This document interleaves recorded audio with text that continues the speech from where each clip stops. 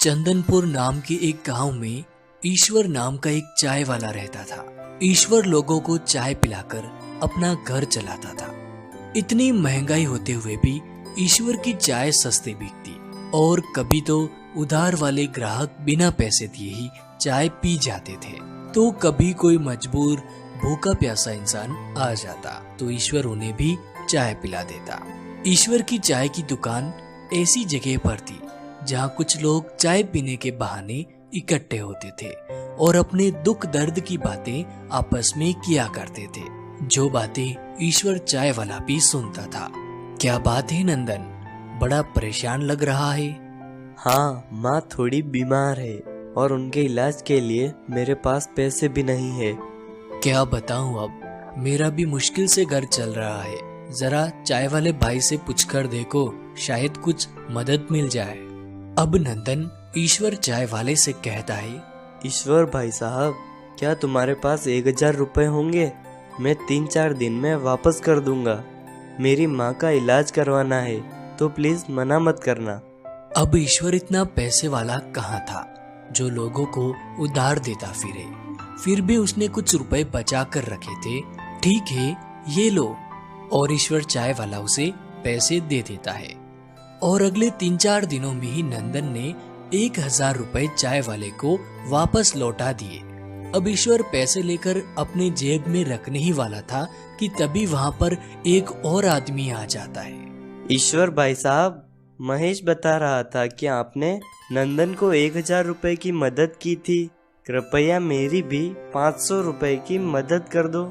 मैं आज शाम को ही पैसे वापस लौटा दूंगा। अब ईश्वर ने उसे परेशानी में समझा देख 500 रुपए दे दिए और उस आदमी ने उसी दिन शाम को सच में 500 रुपए वापस लौटा दिए। धन्यवाद ईश्वर भाई साहब। अच्छा, मैं चलता हूँ। अब थोड़ी ही देर में एक वृद्ध आदमी ईश्वर की दुकान पर आता है। बेटा, नंदन ने मुझे तुम्हारे पास भेजा है।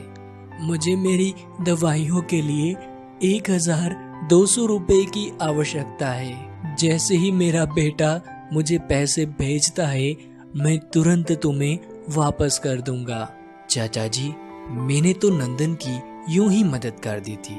मेरे पास इतने पैसे कहाँ होते हैं। बेटा, ऐसा ना कहो, मुझे दवाइयों की सख्त जरूरत है। तुम मना मत करो। आप मेरे पिता समान हैं, इसलिए ये लीजिए 1200 रुपए। इन्हें आप रखिए और दवाइयाँ ले लेना। अब उस वृद्ध व्यक्ति ने पैसे लिए और चला गया। ईश्वर को अब थोड़ा डर भी था कि कहीं उसके पैसे डूब न जाए, मगर अगले 4-5 दिनों में ही वह वृद्ध व्यक्ति आता है और ईश्वर को 500-500 रुपए के 3 नोट देता है। ईश्वर नोट को गिनकर बोलता है, चाचा जी, ये तो 1500 रुपए है। आप तो 1200 रुपए लेकर गए थे ना, ये लीजिए 300 रुपए वापस। नहीं नहीं बेटा, तुमने मेरी समय पर मदद कर दी, ये पैसे तुम्हारे हैं, तुम रख लो। नहीं चाचा जी, मैं नहीं रख सकता। अरे रख लो भाई, मुझे कभी और जरूरत पड़ सकती है। ठीक है, आप कहते हैं तो मैं रख लेता हूँ। अब धीरे धीरे लोगों को पता चलता गया कि ईश्वर चाय वाला पैसे देकर लोगों की मदद करता है, तो जिनको पैसों की जरूरत होती वो ईश्वर से पैसे उधार मांगने चले आते। चाय वाला भी अब उन पर विश्वास कर उन्हें पैसे दे देता और जो लोग जितने पैसे लेकर जाते उससे थोड़ा ज्यादा ही पैसे ईश्वर को वापस लौटाते। ईश्वर भी उन्हें तोहफा समझकर वो पैसे रख लेता। धीरे धीरे वो एक्स्ट्रा पैसे ब्याज में बदलने लगे। लोग ईश्वर से उधार लिए पैसों पर ब्याज देने लगे और इस तरह समय की गाड़ी चलती रही और ईश्वर पर स्वयं ईश्वर की कृपा होने लगी।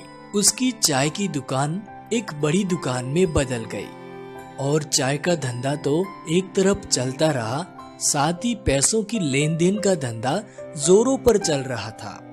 लोग चाय पीने कम, पैसे ब्याज पर लेने ज्यादा आने लगे। धीरे धीरे ईश्वर ने अपने गांव में ही नहीं बल्कि दूर दूर तक अच्छी खासी इज्जत बना ली और अपना नाम कर लिया। इस कहानी से शिक्षा जिंदगी हमें एक बार सफल बनने का मौका अवश्य देती है, बस आपको अपनी बुद्धि का उपयोग करना